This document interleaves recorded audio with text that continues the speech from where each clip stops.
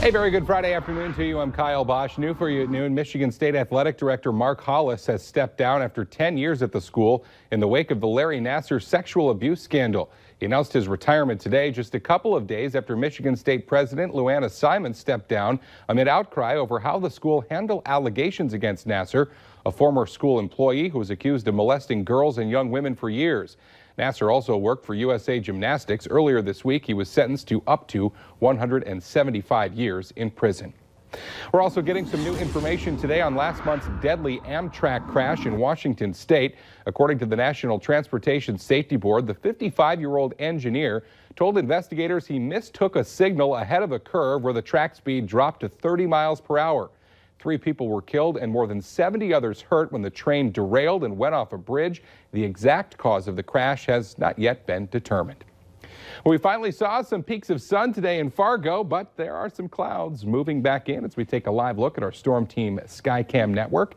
Temperatures, though, are still feeling pretty good. Let's get an update on our Friday afternoon forecast now with meteorologist Justin Fanfarelli. And thank you, Kyle. Good afternoon, everybody. Yeah, temperatures around this time of year should be 19 or 20 degrees for normal highs, and we're unseasonably warm once again, even through the noon hour. Current temperature of 33 from Fargo out toward Bemidji, 27 right now at Devil's Lake, with warmer air off to our south and to our west. Now, the main weather feature we're looking at right now is some dense fog across the region. As you make your way into Valley City, Cooperstown, visibility of around 4, same things for Devil's Lake in the northern valley, but really dense fog as you make your way north of Detroit Lakes into the Foston area, Thief River Falls, and into the Hallock area. We're seeing visibilities less than a mile, and in some areas, especially just off to the south of Foston, we're seeing visibilities less than a half mile. Now, definitely be aware of that if you're driving in those areas. Other than that, we are stocked in with the cloud cover. That is going to continue as we go through the near future with some snow showers possible, especially into the Devil's Lake Basin as these light snow showers are crossing the border from Canada. That'll be the case as we go through this afternoon, but most of us will stay dry, mostly cloudy skies. Again, temperatures pretty warm for this time of year, into the mid-30s. We keep breezy conditions from the northwest. We have a cool down as we stay mainly dry as we go through the next 7 days. We'll have the full forecast coming up a little later on in the newscast. All right, Justin, we'll see you in just a little bit. Developing for you this afternoon, President Donald Trump is firing back over a story in the New York Times that said he wanted to fire special counsel Robert Mueller last summer. The president calling the report fake news as he left the World Economic Summit. Mola Lenghi has the latest from Washington. Mr. President. A New York Times report claims President Trump wanted to fire special counsel Robert Mueller back in June. Mr. Trump criticized the report before leaving Davos, Switzerland. What did you want to fire Robert Mueller? Fake news, folks. Fake news. What's your message today? Typical New York Times fake stories. But a close friend of the president, Newsmax CEO Chris Rudy, appeared to support those findings last summer. I think he's considering perhaps terminating the special counsel. I think he's weighing that option. CBS News also learned Mr. Trump argued with top advisors that Mueller had conflicts of interest. They include Mueller's membership fee at one of the president's golf clubs, work Mueller had done at a law firm that represented Jared Kushner, and that Mueller had interviewed with Mr. Trump for the FBI director job a day before being appointed special counsel. White House special counsel Don McGahn disagreed with the president and threatened to quit. Here in Washington, lawmakers on both sides of the aisle say Mueller should be left alone to finish his work. If it's true, it would be concerning to me. There is a credible case of obstruction of justice against the President of the United States. We have now a constitutional crisis looming. Mueller has yet to say whether Mr. Trump will be called to testify as part of his investigation. Mola Lenghi, CBS News, Washington. Deputy Attorney General Rod Rosenstein is the only person who can fire Mueller under current law. New for you at noon, the mother of a former NDSU student who died after being addicted to painkillers will be in Washington next week for the State of the Union message. Shelley Elkington will be a guest of Minnesota U.S. Senator Amy Klobuchar Tuesday night. We introduced you to Elkington about 1.5 years ago after her daughter's body was found in a garage at a South Fargo apartment building.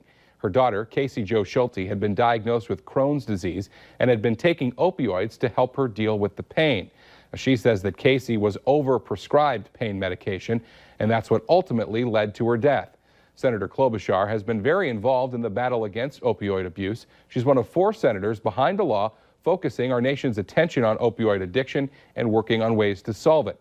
And you can watch the State of the Union message at 8 Tuesday night, right here on Valley News Live. Developing for you today, local and state crime bureau officials are working to determine whether alleged student misbehavior at Richland 44 High School in Colfax might be criminal.